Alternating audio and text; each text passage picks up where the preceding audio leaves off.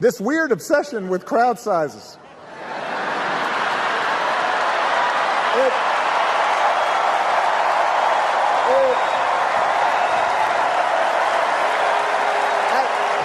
It just goes on and on and on.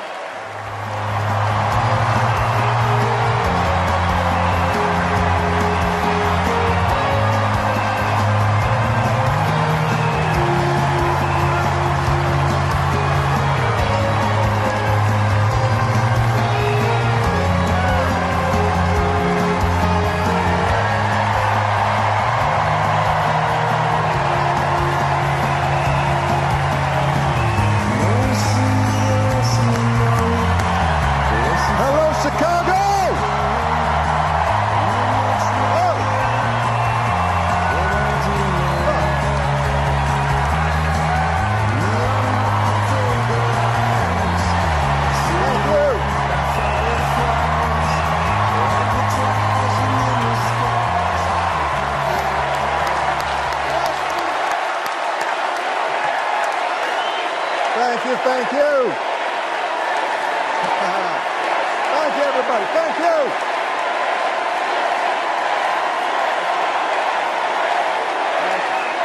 Thank you. All right. That's enough. Thank you. Chicago, it's good to be home. It is good to be home, and I don't know about you, but I'm feeling fired up.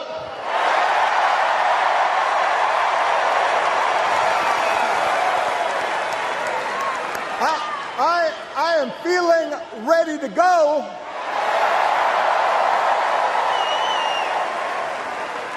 Even if I am the only person stupid enough to speak after Michelle Obama.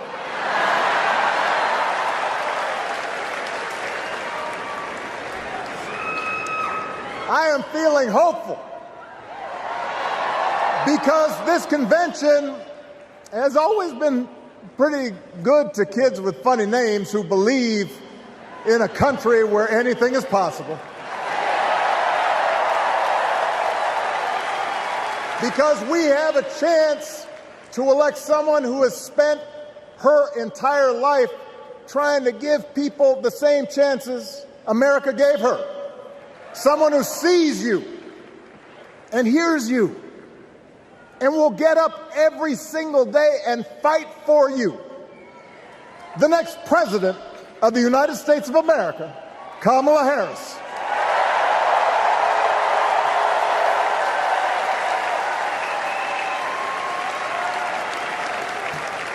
It's been 16 years since I had the honor of accepting this party's nomination for president. And I know that's hard to believe because I have not aged a bit. But it's true. And looking back, I can say without question that my first big decision as your nominee turned out to be one of my best. And that was asking Joe Biden to serve by my side as vice president.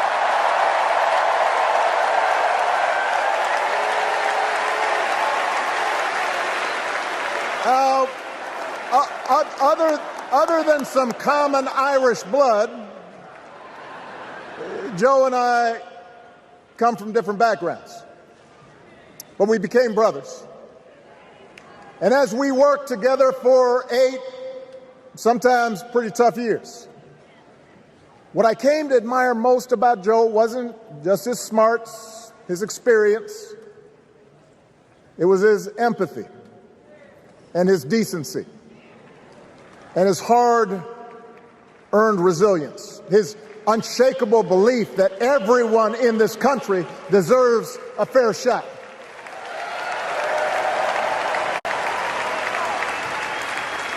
And over the last 4 years, those are the values America has needed most.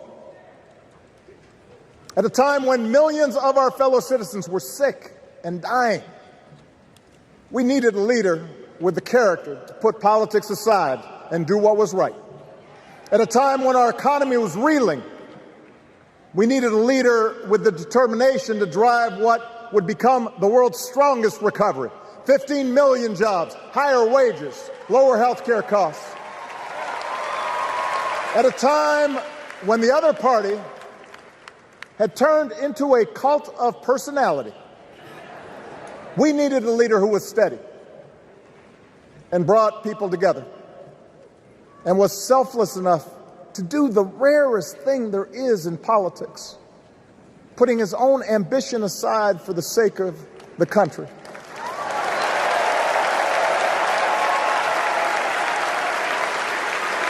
History will remember Joe Biden as an outstanding president who defended democracy at a moment of great danger.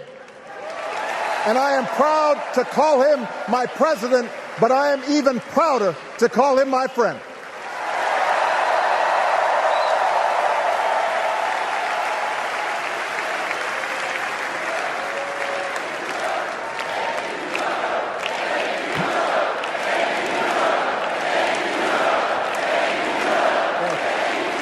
Now, the torch has been passed.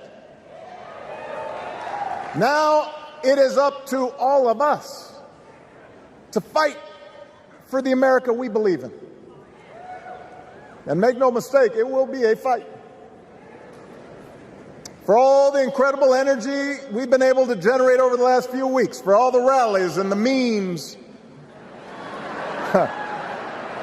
this will still be a tight race in a closely divided country. A country where too many Americans are still struggling, where a lot of Americans don't believe government can help. And as we gather here tonight, the people who will decide this election are asking a very simple question. Who will fight for me? Who's thinking about my future, about my children's future, about our future together? One thing is for certain,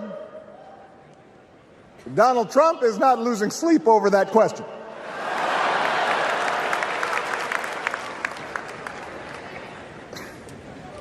Here's a 78-year-old billionaire who has not stopped whining about his problems since he rode down his golden escalator 9 years ago. It has been a constant stream of gripes and grievances that's actually been getting worse now that he's afraid of losing to Kamala. There's the childish nicknames, the crazy conspiracy theories, this weird obsession with crowd sizes.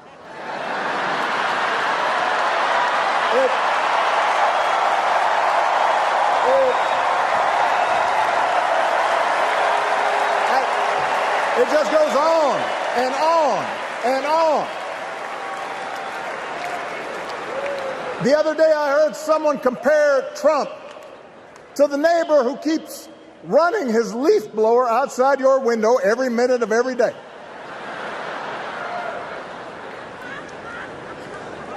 Now, from a neighbor, that's exhausting. From a president, it's just dangerous.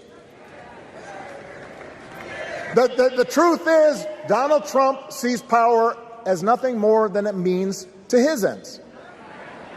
He wants the middle class to pay the price for another huge tax cut that would mostly help him and his rich friends. He killed a bipartisan immigration deal written in part by one of the most conservative Republicans in Congress that would have helped secure our southern border, because he thought trying to actually solve the problem would hurt his campaign. He doesn't. Do not boo. Vote.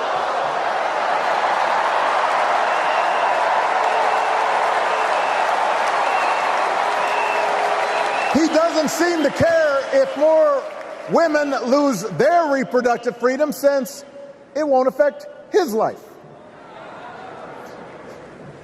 And most of all, Donald Trump wants us to think that this country is hopelessly divided between us and them, between the real Americans, who of course support him, and the outsiders who don't. And he wants you to think that you'll be richer and safer if you will just give him the power to put those other people back in their place. It is one of the oldest tricks in politics from a guy whose act has, let's face it, gotten pretty stale. We do not need 4 more years of bluster and bumbling and chaos. We have seen that movie before, and we all know that the sequel is usually worse.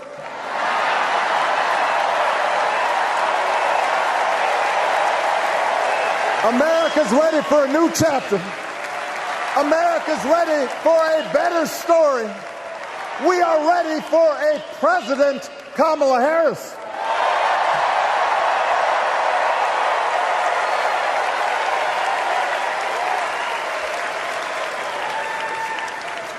And Kamala Harris is ready for the job.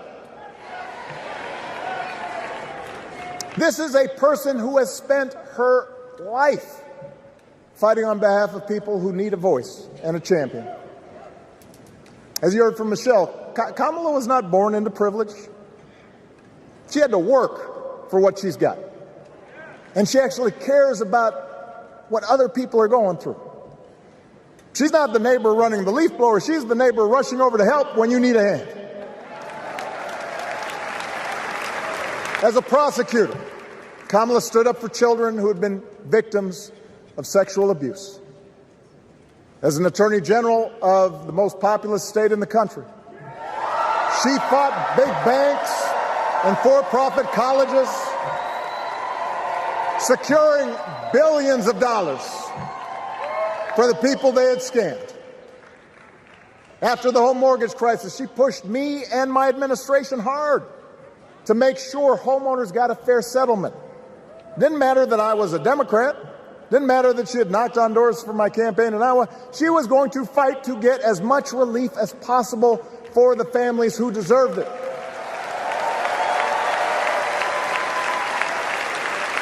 As vice president, she helped take on the drug companies to cap the cost of insulin, lower the cost of health care, give families with kids a tax cut.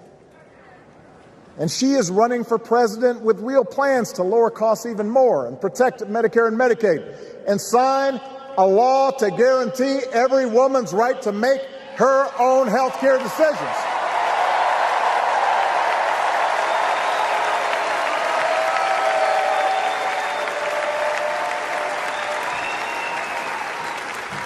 In other words, Kamala Harris won't be focused on her problems. She'll be focused on yours. As president, she won't just cater to her own supporters and punish those who refuse to kiss the ring or bend the knee. She'll work on behalf of every American. That's who Kamala is. And in the White House, she will have an outstanding partner in Governor Tim Walz.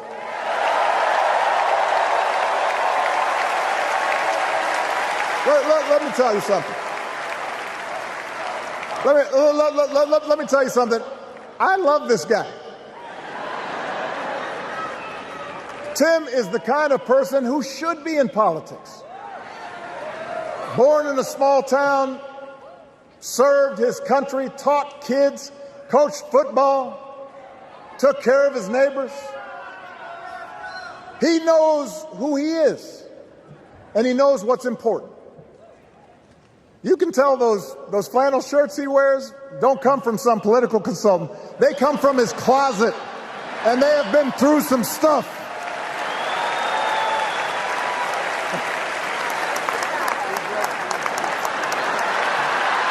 They have been through some stuff. That's right.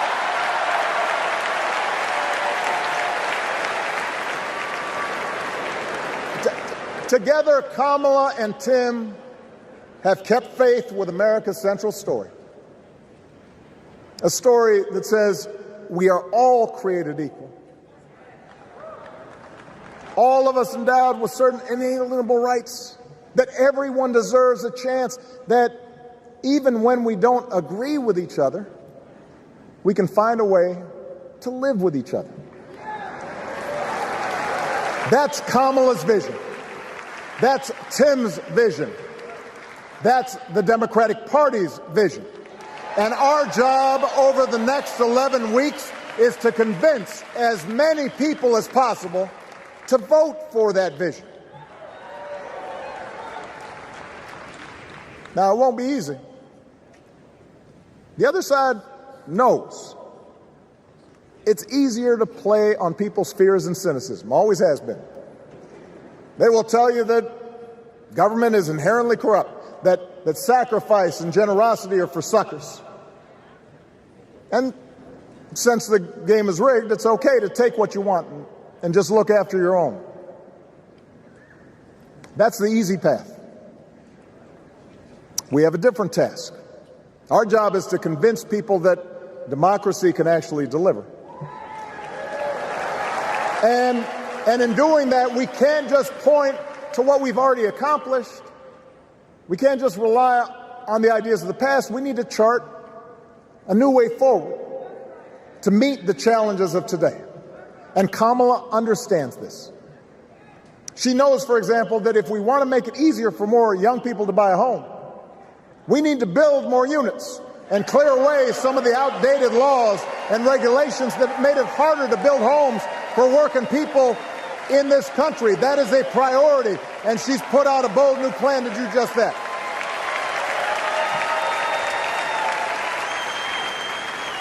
On health care, we should all be proud of the enormous progress that we've made through the Affordable Care Act, providing millions of people access to affordable coverage, protecting millions more from unscrupulous insurance practices. I noticed, by the way, that since it's become popular, they don't call it Obamacare no more.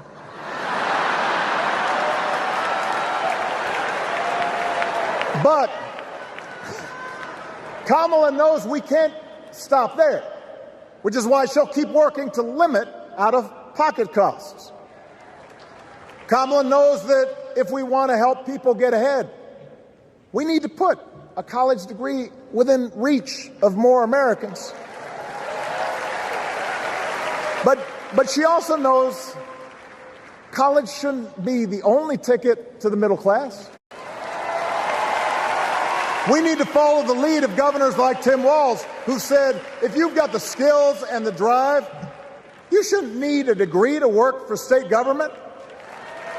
And in this new economy, we need a president who actually cares about the millions of people all across this country who wake up every single day to do the essential, often thankless work, to care for our sick, to clean our streets, to deliver our packages.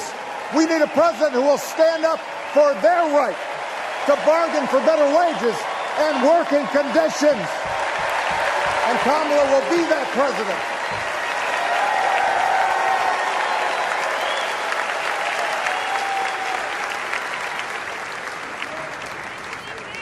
Yes, she can.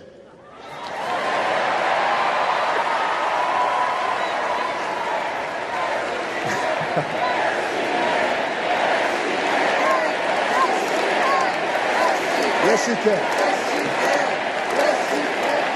A Harris-Walz administration can help us move past some of the tired old debates that keep stifling progress. Because at their core, Kamala and Tim understand that when everybody gets a fair shot, we are all better off. They understand that when every child gets a good education, the whole economy gets stronger. When women are paid the same as men for doing the same job, all families benefit.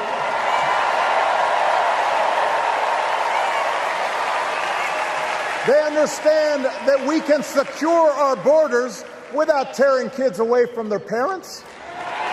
Just like we can keep our streets safe while also building trust between law enforcement and the communities they serve and eliminating bias, that will make it better for everybody.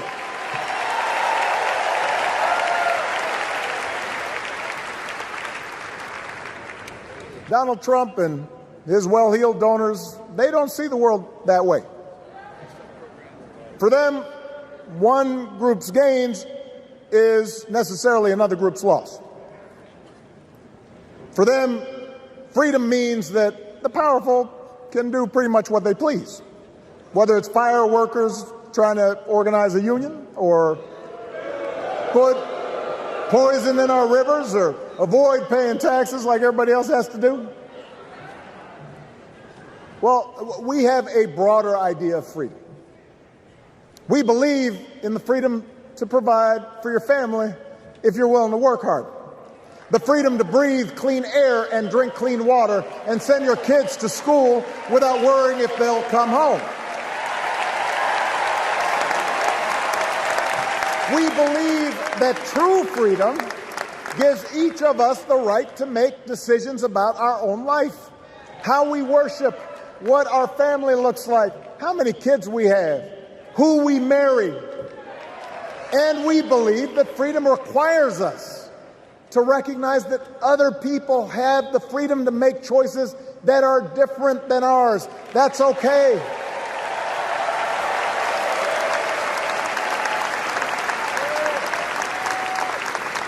That's the America Kamala Harris and Tim Walz believe in. An America where we, the people, includes everyone. Because that's the only way this American experiment works. And despite what our politics might suggest, I think most Americans understand that. Democracy isn't just a bunch of abstract principles and dusty laws in some book somewhere. It's the values we live by. It's the way we treat each other, including those who don't look like us, or pray like us, or see the world exactly like we do.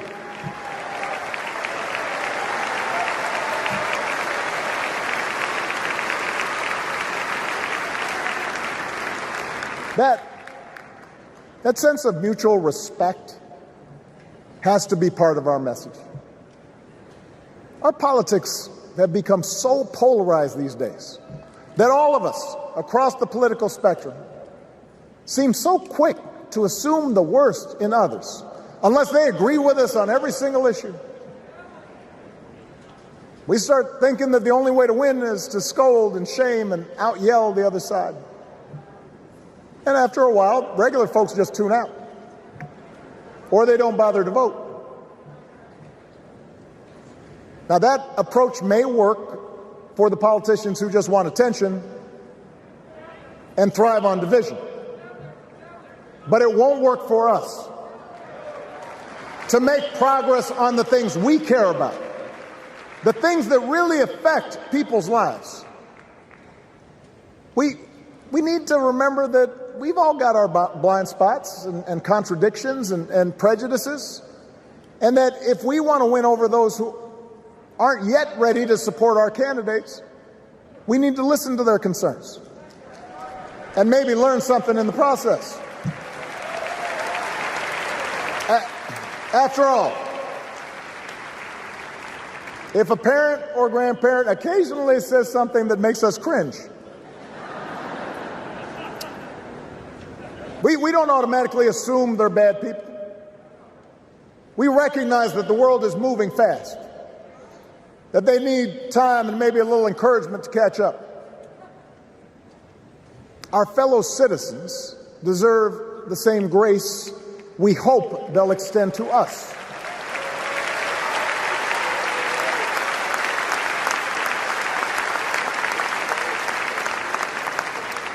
That's how we can build a true democratic majority, one that can get things done.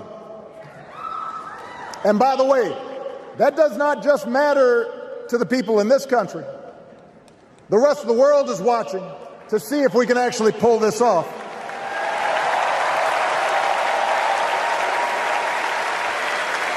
No nation, no society has ever tried to build a democracy as big and as diverse as ours before. One that includes people that over decades have come from every corner of the globe. One where our allegiances and our community are defined not by race or blood, but by a common creed. And that's why when we uphold our values, the world's a little brighter. When we don't, the world's a little dimmer. And dictators and autocrats feel emboldened. And over time, we become less safe. We shouldn't be the world's policemen, and we can't eradicate every cruelty and injustice in the world. But America can be and must be a force for good. Discouraging conflict, fighting disease, promoting human rights, protecting the planet from climate change, defending freedom, brokering peace. That's what Kamala Harris believes, and so do most Americans.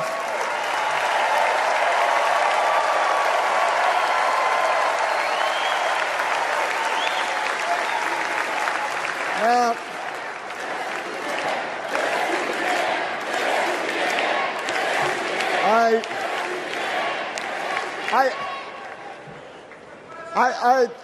I know these ideas can feel pretty naive right now. We live in a time of such confusion and rancor, with a culture that puts a premium on things that don't last. Money, fame, status, likes. We chase the approval of strangers on our phones. We build all manner of walls and fences around ourselves, and then we wonder why we feel so alone. We don't trust each other as much because we don't take the time to know each other. And in that space between us, politicians and algorithms teach us to caricature each other and troll each other and fear each other. But here's the good news, Chicago.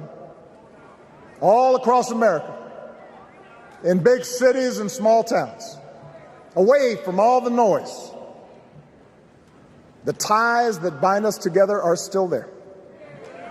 We still coach Little League and look out for our elderly neighbors. We still feed the hungry in churches and mosques and synagogues and temples.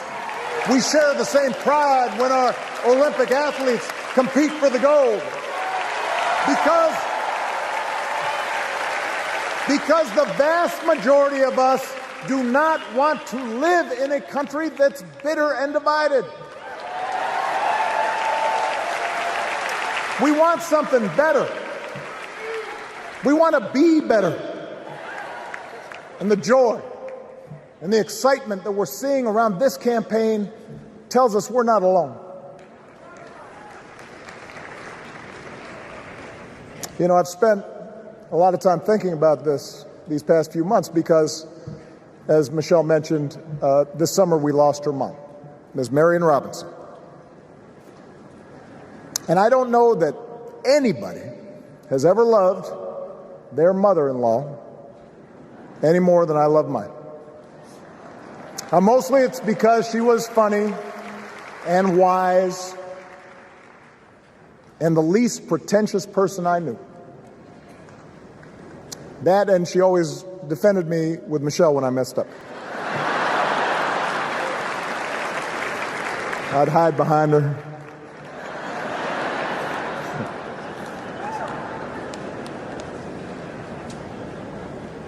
But I also think one of the reasons Mary and I became so close was she reminded me of my grandmother, the woman who helped raise me as a child.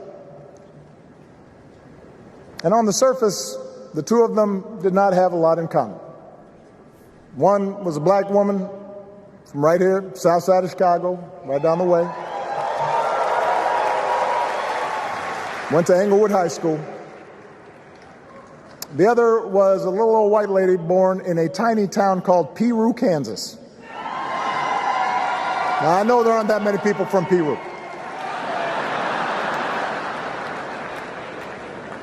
And yet they shared a basic outlook on life.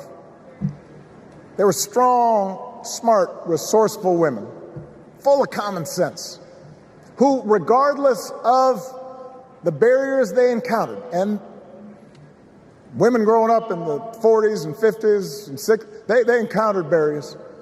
They still went about their business without fuss or complaint and provided an unshakable foundation of love for their children and their grandchildren. In that sense, they both represented an entire generation of working people who, through war and depression, discrimination and limited opportunity, helped build this country. A lot of them toiled every day at jobs that were often too small for them and didn't pay a lot. They willingly went without just to keep a roof over the family's heads, just to give their children something better. But they knew what was true. They knew what mattered. Things like honesty and integrity, kindness and hard work. They weren't impressed with braggarts or bullies. They didn't think putting other people down lifted you up or made you strong. They didn't spend a lot of time obsessing about what they didn't have. Instead, they appreciated what they did. They found pleasure in simple things. A card game with friends, a good meal, and laughter around the kitchen table. Helping others. And most of all, seeing their children do things and go places that they would have never imagined for themselves.